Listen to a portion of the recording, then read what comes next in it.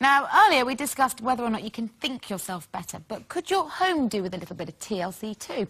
In today's Daily Mail, journalist Flick Everett has been discussing the benefits of house healers. Now, these are people who visit your home to banish negative vibes or dark energy. Stick with it. And just this weekend it was reported that Katie Price has decided to sell up, having had enough of the two ghosts apparently haunting her mansion. Yeah, I thought that was her chest. Got a life of their own, haven't they? They've been reincarnated. OK, but do you believe houses can really have negative vibes that make them difficult to live in?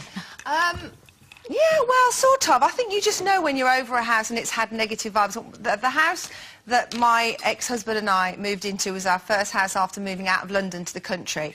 You know, we argued there, we split up there. I had Jake there, I was depressed there. Then when my husband moved out, I had a terrible relationship there. And one day I woke up and I thought, I'm over this house, I'm over it. Nothing anybody could have done, bring that woman in, whatever, it wouldn't have worked, because you just know when I just thought, I hate this house, I want somewhere to start, an absolute fresh, clean. So I bought the house that I'm in now, even though it's haunted.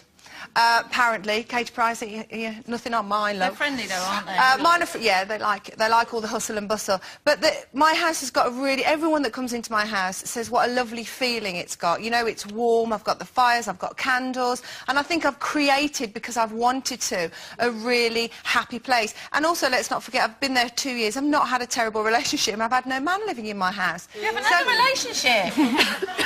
Excuse me? Yeah, you haven't had a relationship, exactly. have you? So I haven't had a man living in there. A terrible one. To create. You haven't had one. Oh, right. How do you know? Because you're always going on about it. Oh, shut up. I know what you mean about negativity in a house. I really do, because I believe that when you buy a house, it's a bit like falling in love with, you know, a person. You have to have a kind of passion for the house, don't you? Chemistry with the house. And I have to say, the house that we live in, I don't really have that kind of passion for. And there is quite a negative vibe for me, which I fight with this all the time. Well, no, but you've got to understand. The thing is, it's not the house I was meant to live in, Carol. Because I was very... Why are you there? Because my children love it, and my husband loves it. I was very pregnant with Jeremy, and we were going to move to this house that I loved, and we were gazumped at the last minute. And honestly, I felt like the Virgin Mary. I was there, nowhere to live, about to have my baby. All right, it's not that funny. Anyway, and so we had to buy the only house that there was, and I felt like, well, I don't really want this house. And then added to that, when we finally did move in, and the people that were moving out were very late moving out, it was absolutely filthy. I had to start and clean it with my baby in one hand and my Hoover in the other. And I just never got over that. And I just really... I could do with this woman, because I want to feel better about this house. Honestly. Because my kids love it. Well, it matters though, Carol. It's a house.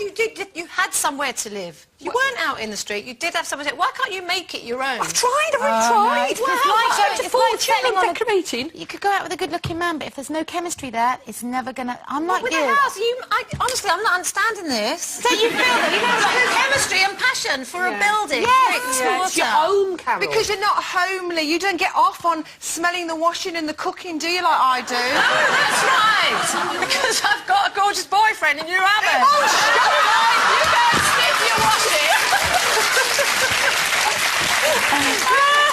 Stick the laundry and I'll do my thing, yeah? You're happy with a blow-up mattress, aren't you? As long as you've got somewhere to roll around. It's all you need, though. It's not... No, come on. You get to our age in life, Carol, you can't be happy to live like a pikey student. I'm not living like... I don't live. I know. Yeah, there's too much in the audience. I didn't mean that you don't live in nice places, but you don't, do you? It will come. You'll earn money, you'll get up, you'll wake up before lunchtime, it will be fine. Yeah, but who cares? I mean, really, as long as I've got somewhere to live, I don't mind, and I've got everything that I need. I've got something to sit on, I've got a bathroom and the shower, and that's it, and the kitchen works. And, you know, people always coming around and saying, haven't you done anything to this flat yet? No. Why would I? How many years have you been there? 12. 12 years? Have you done anything? No, nothing. I only decorated it because it caught fire. I wouldn't have done, but... You are a student. I'm not a student. Honestly, if you came round, you'd think it was nice, but it's not like, you know, it doesn't... You wouldn't open a magazine and see my flat in there, put it that way. No. OK. So you'd never see it, would you? No, I ain't coming round. Reading those magazines. OK, we're going to take a little rest.